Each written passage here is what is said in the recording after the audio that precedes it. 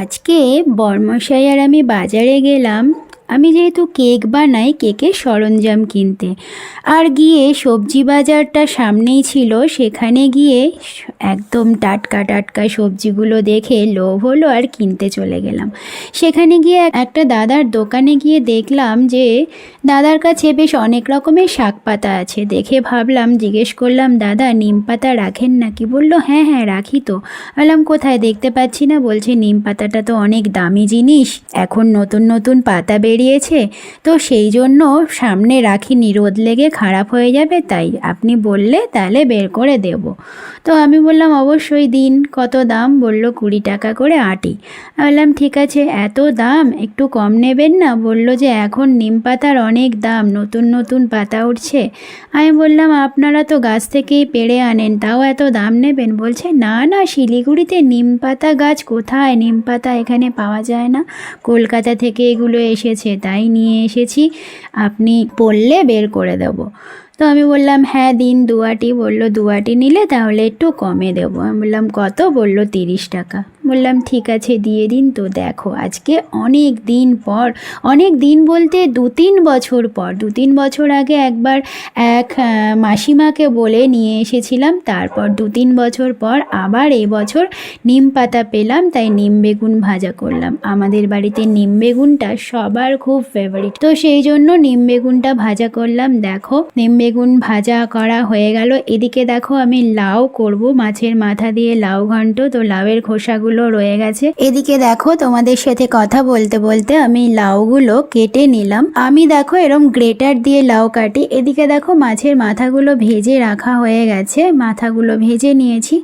আর এদিকে লাউটাও দেখো আমি গ্রেটার দিয়ে গ্রেট করে নিয়েছি। আমি একটু গ্রেটার দিয়েই কাটি, কারণ তাহলে বেশ ছোট ছোট করে যেহেতু কাটা হয়, সেই জন্য লাউটা খুব তাড়াতাড়ি সেদ্ধ হয়ে যায়, আর দেখতেও বেশ ভালো লাগে, একদম ঝিরিঝিরি করে কাটা থাকে।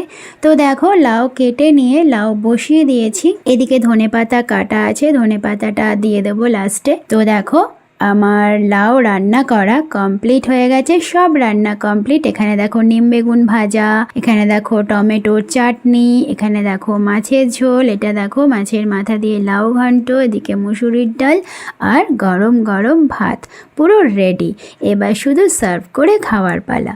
তো তোমাদের সঙ্গে আজকের দুপুরের মেনুটা শেয়ার করে দিলাম, যদিও এখন অনেকটাই রাত হয়ে গেছে, কারণ আজকে সকাল থেকে এই যে বললাম সকাল সকাল বাইরে বেরোলে রান্না বান্না শুরু করতে, যে কোনো কাজ করতেই দেরি হয়ে যায়, একটার সঙ্গে একটা। তো যেহেতু আজকে বাজারে গেছিলাম, তো সেই জন্য স্বাভাবিকভাবেই বাজার থেকে ফিরে রান্নার সমস্ত জোগাড় যন্ত্র করে, মানে কাটাকাটি, বাটাবাটি, ধোয়াধুয়ি, এই সমস্ত করে টোরে তারপর রান্না করতে করতে অনেকটা লেট হয়ে গেছে।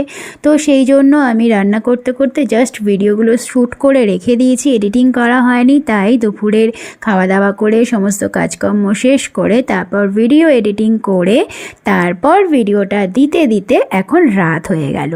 তো সেই জন্য আজকের দুপুরের মেনু শেয়ার করতে অনেক রাত হয়ে গেল। তো তোমাদেরকে রিজনটা বললামই। যদি তোমরা যারা যারা ভিডিওটা দেখছো তাদের যদি মনে হয় এই রেসিপিগুলো জানার ইচ্ছে আছে, তাহলে তোমরা ফেসবুকে সোমার রান্নাঘর পেজ সার্চ করে সেখানে গিয়ে সমস্ত রেসিপি পেয়ে যাবে। নিম পাতা ভাজা, লাউ ঘন্ট, ডাল, তারপর আর কি আছে, মাছের ঝোল, যা যা রেসিপি এখানে দেখতে পেলে সব সোমার রান্নাঘর পেজে দেখতে পেয়ে যাবে। আর যদি তোমরা ইউটিউব দেখছো তাহলে ওপরে আই বাটনে সমস্ত রেসিপির দেওয়া আছে, ওখান থেকেই তোমরা পেয়ে যাবে। তো চলো আজকের মতো ভিডিওটা এখানেই শেষ করছি। দেখা হবে পরের এপিসোডে নতুন আরেকটা ভিডিওর সাথে। ততক্ষণ পর্যন্ত সবাই খুব ভালো থেকো। টাটা সবাইকে।